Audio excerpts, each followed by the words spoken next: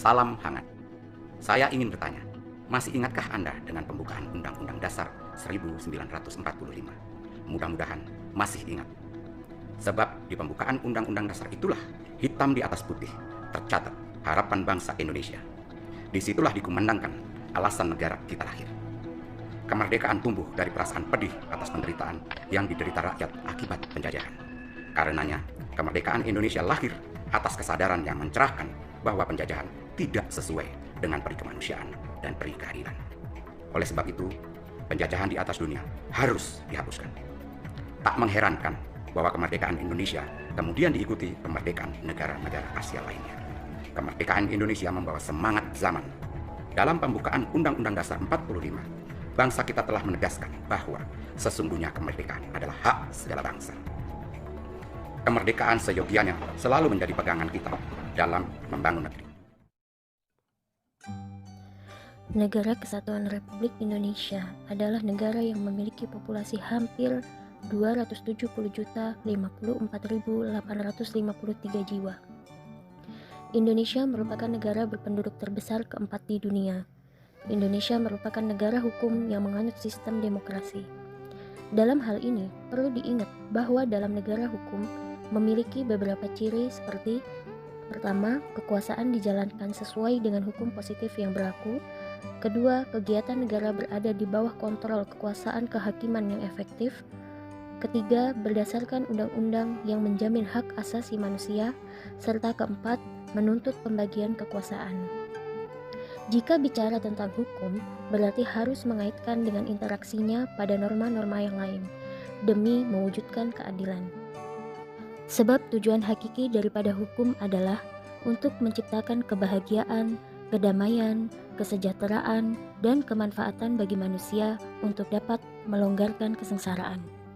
Pada hakikatnya, prinsip hukum dimanapun itu akan berlaku di dalamnya kepastian hukum, keadilan, dan kemanfaatan. Tanpa salah satunya, maka hukum akan bengkok atau pincang. Maka pada kesempatan kali ini, kita akan mencoba membahas tentang teori kemanfaatan hukum, yang mana teori tersebut berpendapat bahwa tujuan hukum adalah untuk mewujudkan the greatest happiness of the greatest number. Tujuan hukum dalam teori ini adalah untuk dapat mengayomi manusia baik secara efektif dan pasif. Maka pada kesempatan kali ini, kita akan mencoba untuk membahas beberapa hal yang berkaitan dengan teori kemanfaatan hukum dan konsep maslahah. Yang pertama, teori kemanfaatan hukum. Yang kedua adalah hal yang berkaitan tentang teori hukum Islam atau maslahah. Yang ketiga, tentang penerapan asas kemanfaatan hukum. Dan yang terakhir adalah beberapa contoh penerapan konsep maslahah dalam ekonomi syariah. Saya Dila Rasati. Di sini saya akan mengawali pembahasan materi kelompok kami terkait dengan teori kemanfaatan hukum. Teori kemanfaatan hukum dapat disebut juga dengan teori utilitas, yang mana teori ini menganggap bahwa tujuan hukum itu semata-mata untuk memberikan kemanfaatan dan kebahagiaan yang sebesar-besarnya bagi masyarakat. Teori ini didasari oleh filsafat sosial yang menyatakan bahwa setiap warga masyarakat mencari kebahagiaan dan hukum merupakan salah satu alatnya. Secara etimologi, kata kemanfaatan ini berasal dari kata manfaat yang menurut Kamus Besar Bahasa Indonesia berarti faedah atau guna. Nah, tujuan hukum ini menurut pandangan teori kemanfaatan hukum semata-mata untuk memberikan kemanfaatan atau kebahagiaan yang sebesar-besarnya bagi masyarakat banyak. Dalam perkembangannya, teori kemanfaatan hukum ini diprakarsai oleh dua tokoh besar di dunia, yakni Jeremy Bentham dan John Stuart Mill, yang akan saya jelaskan di slide berikutnya. Satu pakar penganut aliran utilitas ini adalah Jeremy Bentham, yang dikenal sebagai the father of legal utilitarianism. Jeremy Bentham merupakan filsafat utilitarian Inggris, ahli ekonomi, bahkan juga ahli hukum. Beliau memiliki pengaruh besar dalam melaksanakan reformasi pemikiran pada abad 19 baik di Inggris maupun di level dunia. Ia dijuluki sebagai Luther of Legal Work, Luther dalam bidang hukum, sebab pada akhir 18 beliau berhasil mereformasi sistem hukum di Inggris yang terkenal kuno dan korup, melakukan kritik radikal dan rekonstruksi terhadap semua institusi Inggris baik di bidang ekonomi, moral, agama, pendidikan, politik maupun hukum. Pada tahun 1788, Bentham bekerja keras untuk menemukan prinsip-prinsip legislasi, yang mana prinsip itu dia tuangkan dalam karya besarnya yang berjudul An Introduction to the Principle of Moral and Legislation yang diterbitkan pada tahun 1789, yang mana buku ini membahas tentang prinsip utilitas. Hingga pada tahun 1817 ia berkesempatan menjadi anggota majelis pada Lincoln Inns, yang mana Bentham berambisi untuk membuat suatu kodifikasi hukum. Namun karena banyak kendala, maka ia mengalami kegagalan pada saat itu.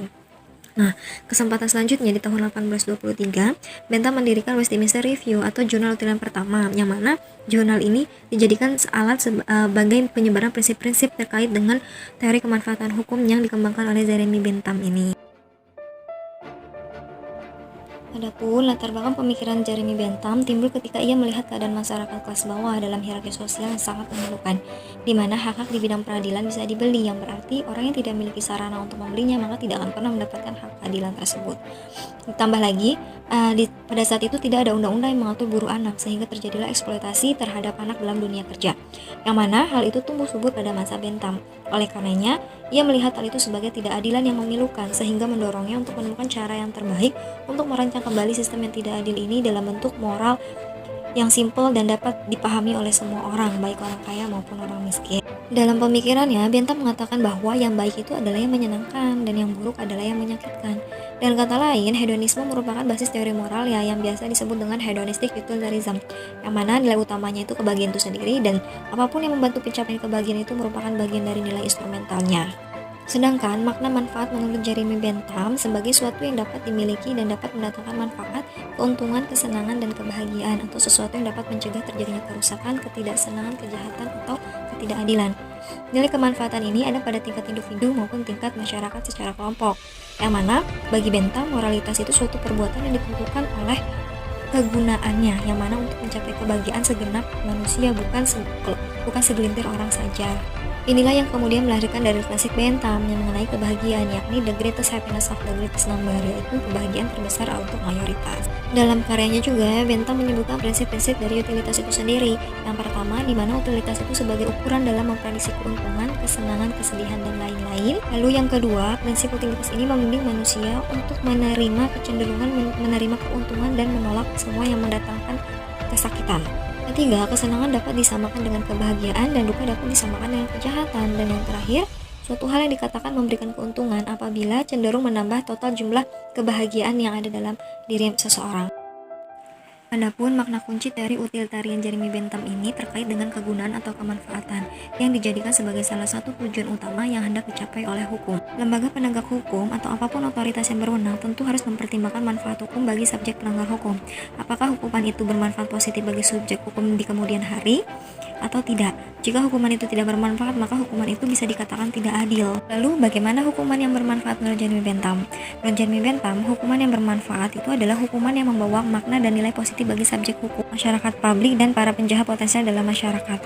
Hukuman bermanfaat untuk pelaku pelanggar hukum, yakni membuat jera pelaku dengan tujuan untuk menciptakan masa depan subjek hukum yang lebih baik. Karena bagi Bentham, tujuan dari hukum itu adalah kebahagiaan terbesar untuk orang banyak, yang mana sasarannya itu menyediakan perhidupan, menyediakan keamanan, kebaikan, dan hak milik sebagai suatu harapan yang senantiasa memerlukan perlindungan. Kedua yang membahas mengenai teori kemanfaat hukum ialah John Stuart Mill. Beliau adalah seorang filosof dan ekonomi Inggris. Dalam bukunya Utilitarism pada tahun 1864, Mill mencoba menjelaskan dan memperbaiki prinsip-prinsip utilitarism dari Jeremy Bentham, yang mana dimulai dengan menerapkan prinsip-prinsip kegunaan sebagai prinsip dasar moralitas. Menurutnya, pengukuran moralitas itu terdiri dari dua hal. Yang pertama, sejauh mana diarahkan kepada kebahagiaan, dan yang kedua, kebahagiaan sendiri terdiri atas perasaan senang dan kebebasan dari perasaan sakit. Adapun upaya perumusan ulang yang dilakukan oleh John Stuart Mill, dia mengkritik beberapa pemikiran dari John Bentham. Yang pertama terkait dengan kesenangan tidak cuma diukur secara kuantitatif, melainkan juga secara kualitatif. Lalu yang kedua, kebahagiaan yang menjadi norma etis adalah kebahagiaan semua orang yang terlibat dalam suatu kejadian, bukan kebahagiaan satu orang saja. Sehingga kebahagiaan satu orang tidak pernah boleh dianggap lebih penting daripada kebahagiaan orang lain. Mengenai pemikiran Jeremy Bentham dan John Stuart Mill terkait dengan teori kemanfaatan hukum atau utilitarismenya dapat diringkas ke dalam 3 pernyataan. Yang pertama, tindakan harus dinilai benar atau salah sesuai dengan akibatnya. Kedua, dalam mengukur akibat-akibatnya, satu-satunya yang penting hanyalah jumlah kebahagiaan atau ketidakbahagiaan yang dihasilkan. Dan yang ketiga, kesejahteraan setiap orang dianggap sama pentingnya. Tindakan yang benar adalah yang menghasilkan pemerataan maksimal dari kesenangan di atas ketidaksenangan, di mana kebahagiaan setiap orang dipertimbangkan secara sama pentingnya. Sonny Keraf menyebutkan 3 kriteria objektif untuk menilai suatu kebijaksanaan atau tindakan sesuai dengan teori kemanfaatan hukum. Kriteria pertama yaitu adalah manfaat, di mana kebijaksanaan atau tindakan yang baik adalah yang menghasilkan hal yang baik pula. Sebaliknya, kebijaksanaan atau tindakan yang tidak baik akan mendatangkan kerugian tertentu. Kriteria kedua adalah manfaat terbesar. Suatu kebijaksanaan atau tindakan dinilai baik secara moral jika menghasilkan lebih banyak manfaat dibanding kerugian. Atau tindakan yang baik adalah tindakan yang menimbulkan kerugian terkecil. Dan kriteria ketiga, bagi sebanyak mungkin orang, suatu tindakan dinilai baik secara moral hanya menghasilkan manfaat terbesar bagi banyak orang. Oleh karenanya, teori utility ini digunakan untuk memeriksa aturan yang mana yang paling baik menurut teori utilitas, yang disebut dengan sebagai utilitas aturan. Aturan-aturan mana yang lebih baik dimiliki oleh suatu komunitas jika ingin mengembangkan dirinya secara lebih cepat dan lebih maju. Sementara, tindakan-tindakan individu harus dinilai benar atau salahnya menurut ketentuan apakah ia bisa diterima atau tidak oleh aturan-aturan tersebut, yang mana aturan-aturan tersebut mengandung adanya kemanfaatan hukum.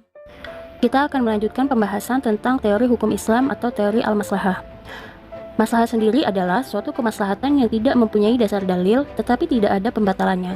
Jadi, jika terdapat suatu kejadian yang tidak ada ketentuan syariah dan tidak ada ilah yang keluar dari syariah yang menentukan kejelasan hukum tersebut, kemudian ditemukan suatu yang sesuai dengan hukum syariah, yaitu ketentuan yang berdasarkan pemeliharaan kemudaratan atau untuk menyatakan suatu manfaat, maka kejadian tersebut dinamakan dengan maslahah.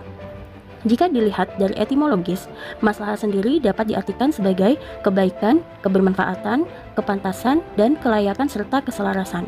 Kata al-maslahah sendiri sering dikatakan sebagai lawan daripada kata al-mafsadah dan sering juga dikatakan sebagai lawan daripada kata al-mudharrah yang memiliki arti kerusakan. Terminologi, beberapa ulama memiliki pendapat tentang al-maslahah. Pertama, pendapat tentang Imam Al-Ghazali. Ia menyatakan bahwa al-maslahah adalah menarik kemanfaatan atau menolak kemudaratan. Sedangkan menurut Abdul Wahab Khalaf, maslahah mursalah adalah suatu kemaslahatan di mana syari tidak mensyariatkan suatu hukum untuk merealisir kemaslahatan itu. Dan menurut Al-Buti, maslahah sendiri merupakan suatu kemanfaatan yang dimaksudkan oleh syari yang maha bijaksana bagi hamba-hambanya berupa pemeliharaan agama, jiwa, akal, keturunan, dan harta mereka berdasarkan skala prioritas urutan penyebutannya tadi. Sedangkan manfaat sendiri menurut Al-Buti merupakan kelezatan dan media ke arahnya dan menolak dari penderitaan atau media yang ke arahnya. Dan yang terakhir menurut Jamaluddin Abdurrahman, kemaslahatan merupakan semua apa yang bermanfaat untuk meraih kebaikan dan kesenangan maupun segala sesuatu yang bersifat untuk menghilangkan kesulitan dan kesusahan, maka dapat dipahami bahwa esensi daripada maslahah itu ialah menciptakan kebaikan dan kesenangan dalam kehidupan manusia serta terhindar dari hal-hal yang bisa merusaknya. Awalnya, maqasid syariah sebagai dasar dari penetapan maslahah belum terumuskan sebagai sebuah konsep yang sharih atau jelas. Namun, secara implisit menjadi prinsip umum dari seluruh syariat yang berlaku. Maslahat atau maqasid syariah seperti halnya ilmu-ilmu syariah yang lainnya. Ia membutuhkan proses dalam kurun waktu yang lama untuk menjadi sebuah disiplin ilmu yang mandiri. Karena sebelumnya, maqasid syariah merupakan bagian daripada usul fiqh. Adapun latar belakang daripada maqasid syariah adalah maqasid syariah selalu berada di balik nasah-nasah Al-Quran, hadis ataupun fatwa para sahabat. Dalam hal ini, qiyas lebih dulu menjadi perdebatan sebelum akhirnya ditulis dan menjadi bagian dari usul fiqh. Qiyas sendiri didasarkan pada ilat dari segi kelayakan sebagai ilat atas hukum serta metode penerapan ilat hukum. Jadi, secara otomatis dengan membicarakan qiyas, maka pasti akan membicarakan maqasid syariah. Pun para ulama dalam membahas masalah-masalah fikih selalu memberikan himbauan atas hikmah ditetapkannya suatu hukum, dan hal itu merupakan petunjuk mengenai keberadaan daripada maqasid asy-syariah. Adapun menurut Muhammad Hasim Kamali, ia menyimpulkan bahwa identifikasi maslahah sebagai inti daripada maqasid asy-syariah dapat didasarkan pada yang pertama nusus asy-syariah terutama pada al-amr dan an-nahi. Yang kedua adalah ilah dan hikmah yang dikandung daripada an-nusus asy-syariah. Terakhir adalah adanya istiqra. Identifikasi masalah melalui pembacaan nusus asy-syariah terutama al-amr dan an-nahi dianut oleh para ulama teoritis hukum Islam mazhab az-zahiri atau kaum tekstualis dalam aliran pemikiran hukum Islam. Sedangkan identifikasi maslahah melalui elaborasi ilah dan hikmah yang dikandung pada nusus asy-syariah dipraktikkan oleh kalangan mayoritas ulama teoritisi hukum Islam. Sementara itu, identifikasi maslahah melalui pendekatan istiqro merupakan tawaran Jenin Asyatibi, meskipun Asyatibi sendiri tidak menafikan fungsi daripada dua metode sebelumnya dalam upaya identifikasi maslahah. Adapun hukum-hukum syariah dapat dibedakan menjadi dua kategori. Yang pertama adalah hukum-hukum yang bersumber kepada Al-Quran dan Sunnah secara langsung, dan yang kedua adalah hukum-hukum yang bersumber kepada ijtihad tanpa bersandar secara langsung kepada Al-Quran dan Sunnah.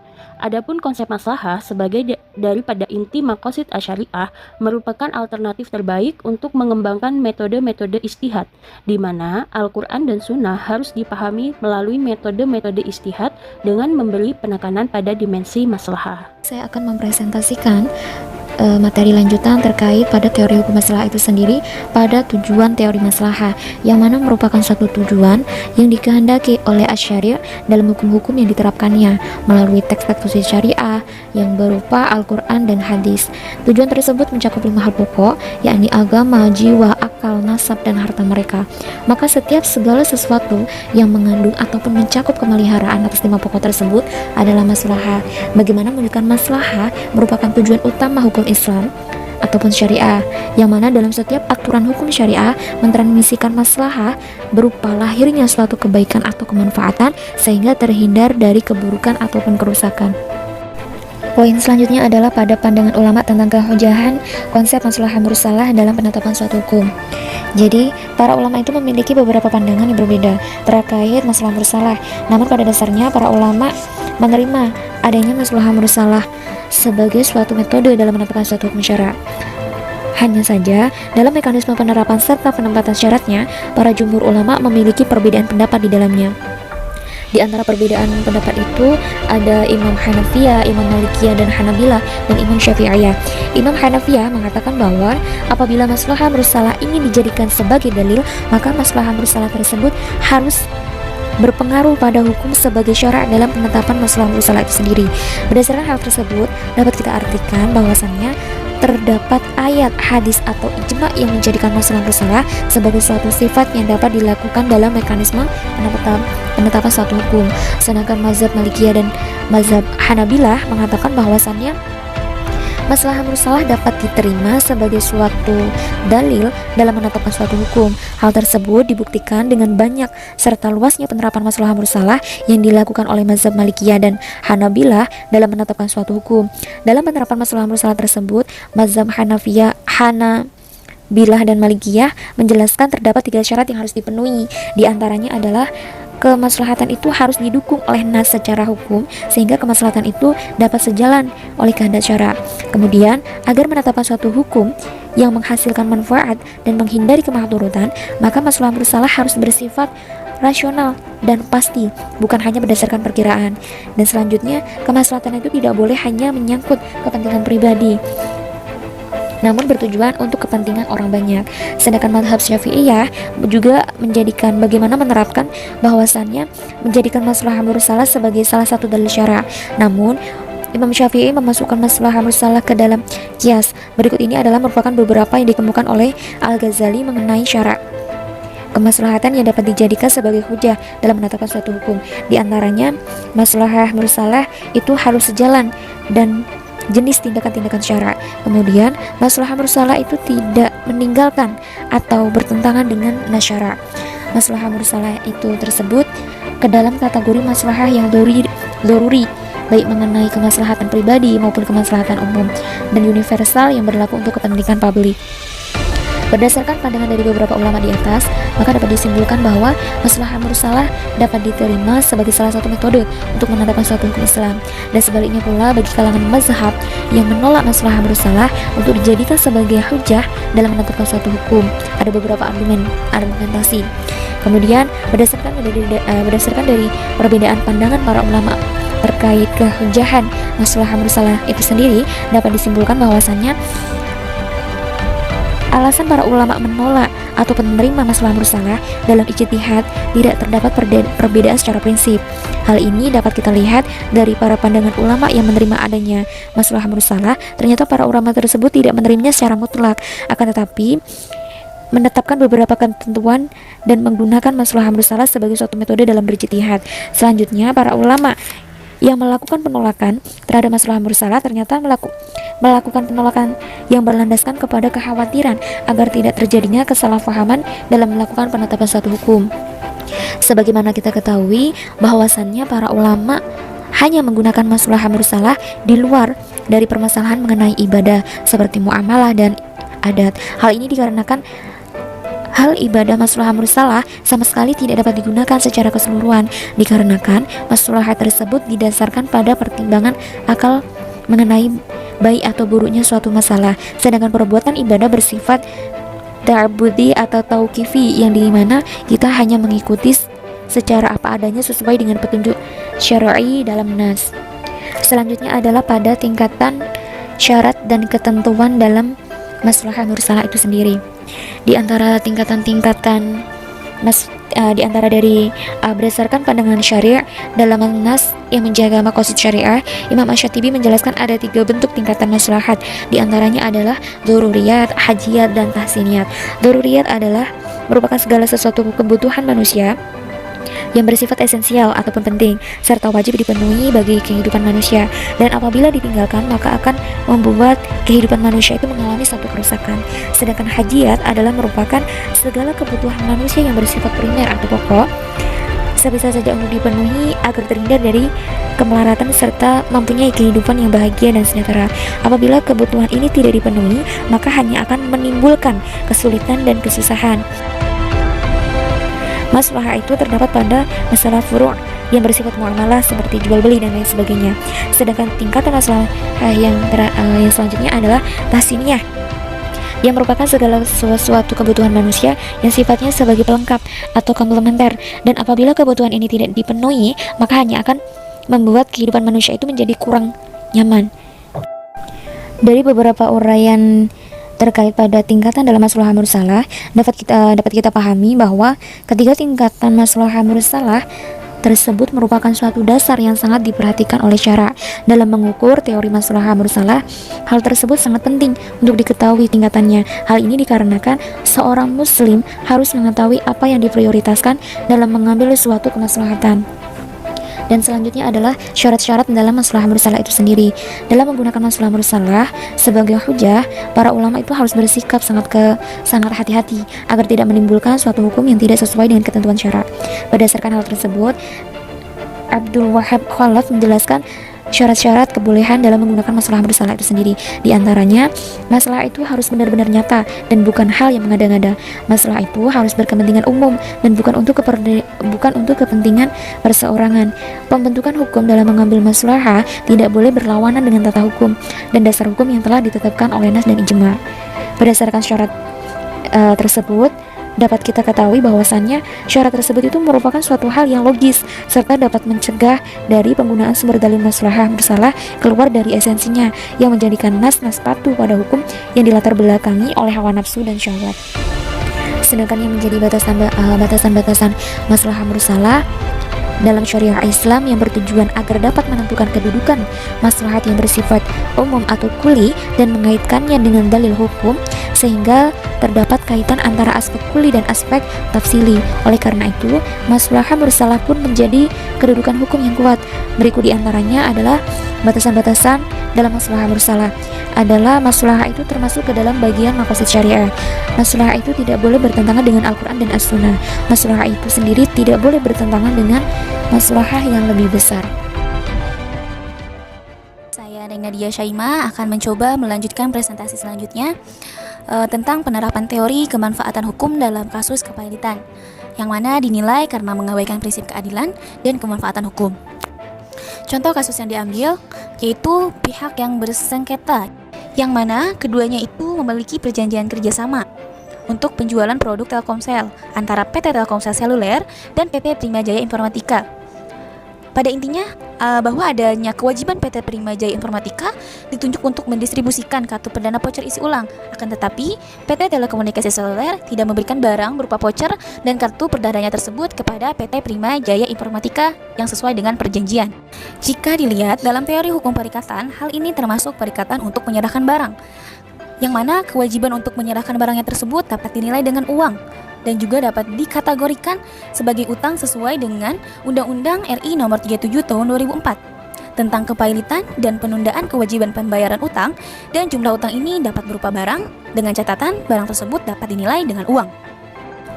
Selanjutnya yaitu putusan pengadilan niaga yang menyatakan pailit PT Telekomunikasi Seluler yang mempertimbangkan dua syarat kepailitan. Yang pertama yaitu adanya hutang telah jatuh tempo dan dapat ditagih. Yang kedua, adanya kreditur lain dari PT Telekomunikasi Seluler. Sebagaimana yang telah dijelaskan tadi, bahwa adanya pertimbangan untuk memenuhi syarat kepailitan. Yang pertama, adanya hutang telah jatuh tempo dan dapat ditagih. Hal ini berdasarkan ketentuan Pasal 1 Angka 2 Undang-Undang RI Nomor 37 Tahun 2004 dan juga Pasal 1 Butir 6 Undang-Undang RI Nomor 37 Tahun 2004 tentang kepailitan dan penundaan kewajiban pembayaran utang menentukan bahwa utang adalah kewajiban yang dinyatakan atau dapat dinyatakan dalam jumlah uang, baik dalam mata uang Indonesia maupun mata uang asing, baik secara langsung maupun tidak langsung, yang akan timbul di kemudian hari, atau kontijen yang timbul karena perjanjian atau undang-undang dan yang wajib dipenuhi memberi hak kepada kreditur untuk mendapatkan pemenuhannya dari harta kekayaan debitur. Selanjutnya yaitu pengadilan atau hakim memberikan pertimbangan bahwa sesuai perjanjian kerjasama penjualan produk Telkomsel antara PT Telkomsel Seluler dan PT Primajaya Informatika, kewajiban PT Telkomsel tersebut untuk menyerahkan voucher dan kartu perdana merupakan utang, sepanjang dapat dinilai dengan uang. Dan ternyata PT Telkomsel tersebut tidak membayarkan kewajibannya sebagaimana diatur dalam perjanjian. Lalu, objek jual beli berupa voucher dan kartu perdana termasuk barang yang dapat dinilai dengan uang. Sehingga dengan tidak diserahkan barang tersebut yang sesuai dengan perjanjian yang telah disepakati, kewajiban PT Telkomsel Seluler merupakan utang dalam arti luas. Berdasarkan hal tersebut, maka syarat adanya utang yang telah jatuh tempo dan dapat ditagih sebagaimana yang telah disyaratkan dalam Pasal 2 Ayat 1 Undang-Undang RI Nomor 37 Tahun 2004 tentang kepailitan dan penundaan kewajiban pembayaran utang telah terpenuhi untuk memailitkan PT Telkomsel Seluler. Syarat kedua untuk memenuhi kepailitan yaitu adanya kreditur lain dari PT Telekomunikasi Seluler. Dalam pertimbangannya, Hakim Pengadilan tingkat pertama mendapatkan adanya kewajiban pembayaran oleh PT Telkomsel Seluler kepada kreditur lain, yaitu PT Exxon Media Indonesia. Berdasarkan pertimbangan tersebut, PT Primajaya Informatika dapat membuktikan terdapatnya fakta atau keadaan yang terbukti secara sederhana bahwa persyaratan untuk dinyatakan pailit sebagaimana yang dimaksud dalam ketentuan Pasal 2 Ayat 1 Undang-Undang RI Nomor 37 Tahun 2004 tentang kepailitan dan penundaan kewajiban pembayaran utang telah terpenuhi. Oleh karena itu, menurut pertimbangan Hakim Pengadilan tingkat pertama, permohonan PT Primajaya Informatika untuk memfailitkan PT Telkomsel Seluler sangat beralasan hukum, dan karenanya pengadilan atau hakim mengabulkan permohonan PT Primajaya Informatika untuk memfailitkan PT Telkomsel Seluler. Akan tetapi, dalam hal ini, hakim dalam memutuskan perkara lebih mengedepankan kepastian hukum dan mengabaikan keadilan kemanfaatan hukum. Pengadilan hanya mempertimbangkan bahwa syarat kepailitan telah terpenuhi, sehingga menjatuhkan putusan pailit terhadap PT Telekomunikasi Seluler tanpa mempertimbangkan unsur penegakan hukum lainnya, yaitu keadilan dan kemanfaatan hukum. Dan pengadilan pun tidak mempertimbangkan dampak dari putusannya yang mungkin dapat menimbulkan ketidakmanfaatan bagi pihak lain. Dengan demikian juga berkaitan dengan unsur keadilan yang kurang memperoleh pertimbangan dari pengadilan atau hakim karena hutang PT Primajaya Informatika tidak sebanding dengan aset yang dimiliki oleh PT Telekomunikasi Seluler. Selanjutnya yaitu putusan Mahkamah Agung, yang mana kali ini PT Telekomunikasi Seluler sebagai pemohon untuk membatalkan putusan pengadilan niaga melawan PT Primajaya Informatika. Putusan Mahkamah Agung dalam tingkat kasasi ini dapat disimpulkan bahwa Mahkamah Agung atau Hakim Mahkamah Agung dalam tingkat kasasi dalam pertimbangannya mengharmonisasikan atau menyeimbangkan antara kepastian hukum, keadilan, dan kemanfaatan hukum. Pertimbangan Mahkamah Agung atau Hakim Mahkamah Agung tidak hanya mendasarkan konsep kepastian hukum untuk menjatuhkan pailit, yaitu telah terpenuhinya syarat kepailitan sebagaimana yang diatur dalam Pasal 2 Ayat 1 Undang-Undang RI Nomor 37 Tahun 2004 tentang kepailitan dan penundaan kewajiban pembayaran utang saja. Syarat kepailitan menurut ketentuan Pasal 2 Ayat 1 Undang-Undang RI Nomor 37 Tahun 2004 menyebutkan bahwa debitur yang mempunyai 2 atau lebih kreditur dan tidak membayar lunas sedikitnya 1 utang yang telah jatuh waktu dan dapat ditagih dinyatakan valid dengan putusan pengadilan, baik atas permohonannya sendiri maupun atas permohonan 1 atau lebih krediturnya. Hakim Mahkamah Agung dapat pertimbangan putusannya juga memperhatikan aspek keadilan dan kemanfaatan dalam menjatuhkan putusan. Berdasarkan pertimbangan yang telah disebutkan oleh Mahkamah Agung dalam mengabulkan pemohon, seharusnya pengadilan hakim tingkat pertama secara hati-hati memeriksa dan memutuskan perkara ini, di mana putusan yang tidak didasarkan kebenaran dan keadilan yang telah dijatuhkan oleh pengadilan hakim tingkat pertama, yaitu Majelis Hakim Pengadilan Niaga pada Pengadilan Jakarta Pusat tersebut, telah menimbulkan konsekuensi kerugian yang sangat besar bagi PT Telekomunikasi Seluler yang merupakan salah satu aset terbaik bangsa Indonesia dan menimbulkan konsekuensi kerugian yang sangat besar dalam pembangunan keamanan dan kepastian berinvestasi di Indonesia. Jika dilihat dari hal tersebut, Mahkamah Agung menggunakan teori kemanfaatan dalam mengambil keputusan tersebut karena dinilai bahwa PT Telekomunikasi Seluler memiliki nilai manfaat yang lebih besar daripada hutangnya. Oke, selanjutnya saya Eko Ramadaninanto akan menjelaskan penerapan konsep maslahah mursalah pada kasus ekonomi dan keuangan Islam. Yang pertama ialah penerapan kolateral pada financing di bank syariah. Kolateral atau yang biasa disebut dengan jaminan merupakan tanggungan yang diberikan oleh pihak debitur kepada pihak kreditor untuk berjaga-jaga apabila terjadi wan prestasi dari pihak debitur kepada pihak kreditor. Dari sudut pandang bank, kolateral merupakan suatu pilihan terakhir apabila pihak debitur tidak dapat melunasi pinjamannya atau wan prestasi kepada pihak bank berdasarkan jangka waktu yang telah disepakati. Jaminan dalam hukum Islam dikenal dengan ad-dhaman, yang berarti menghendaki untuk ditanggung. Dalam istilah fikih dijelaskan bahwa ad-dhaman adalah suatu jaminan utang dalam memberi pertanggungjawaban kepada pihak yang memberi jaminan. Pandangan para fuqaha mengenai jaminan ialah pada prinsipnya tidak perlu dan tidak boleh adanya mensyaratkan agunan sebagai jaminan dalam mekanisme pembiayaan. Namun, di lain sisi jumhur ulama sepakat dalam menetapkan kriteria barang jaminan. Di antaranya, pertama, barang yang memiliki nilai ekonomis dan mudah dijual. Kedua, wujudnya jelas dan pasti. Ketiga, bisa untuk diserahkan, dipegang, dan dikuasai. Keempat, barang jaminan tersebut tidak boleh tercampur dengan sesuatu yang bukan termasuk ke dalam kategori barang jaminan. Kelima, barang jaminan tersebut jelas teridentifikasi sebagai harta bergerak atau tidak bergerak. Berdasarkan kriteria barang jaminan tersebut, Imam Syafi'i menjelaskan bahwasanya nilai harta yang terdapat di dalam objek agunan tidak boleh dimanfaatkan oleh pihak kreditur karena barang jaminan tersebut hanya menjadi objek untuk menjamin nilai hutang yang telah dipinjam debitur, kecuali pemanfaatan harta oleh kreditur tersebut tidak merugikan pihak debitur. Pada bank syariah, jaminan dijadikan sebagai ukuran kemampuan kekayaan yang dimiliki oleh nasabah sebagai wujud keyakinan bank kepada pihak nasabah. Hal ini telah diatur pada pasal 1 ayat 26 Undang-Undang Nomor 21 Tahun 2008, yang mana pemerintah menegaskan bahwa jaminan dari nasabah merupakan hal yang sangat urgent bagi pihak bank syariah. Urgent ini timbul karena resiko yang dihadapi oleh pihak bank syariah dalam mekanisme penyaluran pembiayaan sangat besar dan tergantung kepada mekanisme pasar serta kemampuan nasabah dalam mengelola investasi. Apabila faktor risiko tersebut sama sekali tidak diperhatikan oleh pihak nasabah, maka hal ini akan berdampak kepada mekanisme perekonomian di Indonesia. Pemerintah sebagai penjamin tabungan masyarakat pada bank-bank yang beroperasi di Indonesia memiliki kepentingan agar menjaga tingkat stabilitas ekonomi yang ada di Indonesia. Bahkan, pihak pemerintah juga menetapkan ketentuan pengelolaan keuangan yang sehat pada perbankan agar tidak terjadinya pengemplengan dana masyarakat oleh manajemen bank umum. Oleh karena itu, dapat disimpulkan dari keterangan di atas bahwasanya penerapan kolateral dalam bank syariah sangat penting demi menjaga kemaslahatan masyarakat di Indonesia. Penerapan kolateral pada bank syariah juga menunjukkan bahwasanya telah tercapainya maqasid syariah berupa memenuhi hajat hartanya yang mana telah diterapkan dalam mekanisme bank syariah di Indonesia. Sehingga kolateral ini pun dimasukkan ke dalam masalah musalah bagian maslahah al-mu'tabarah. Hal ini dikarenakan kolateral memiliki landasan hukum yang kuat dalam upaya penerapannya. Kedua, contoh dalam maslahah musalah, yakni penerapan revenue sharing pada bagi hasil. Dalam mekanisme pembiayaan dan pendanaan terdapat pola bagi hasil di dalamnya, yaitu berdasarkan profit and loss sharing and revenue sharing.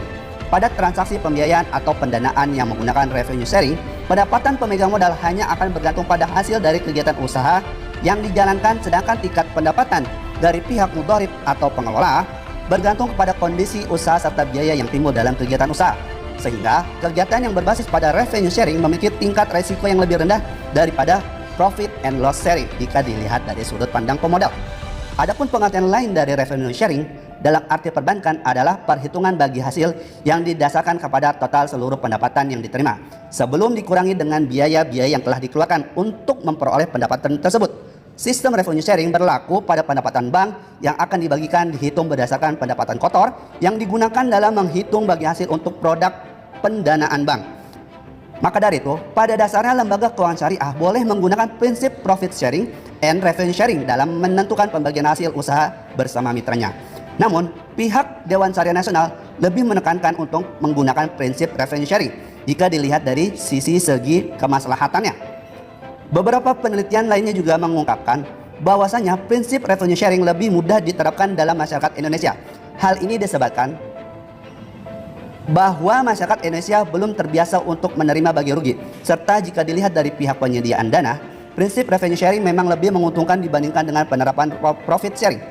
Oleh karena itu, dapat disimpulkan bahwasanya revenue sharing ini memenuhi maslahah mursalah, sehingga revenue sharing ini pun dimasukkan ke dalam maslahah mursalah bagian maslahah al-mu'tabaroh, yaitu al-maslahah yang mutabar, yang lebih kuat atau lebih masyhur. Hal ini dikarenakan revenue sharing memiliki landasan hukum yang kuat dalam upaya penerapannya. Demikian pembahasan yang dapat kami sampaikan tentang teori kemanfaatan hukum dan teori hukum Islam al-Maslahah. Terima kasih dan semoga bermanfaat.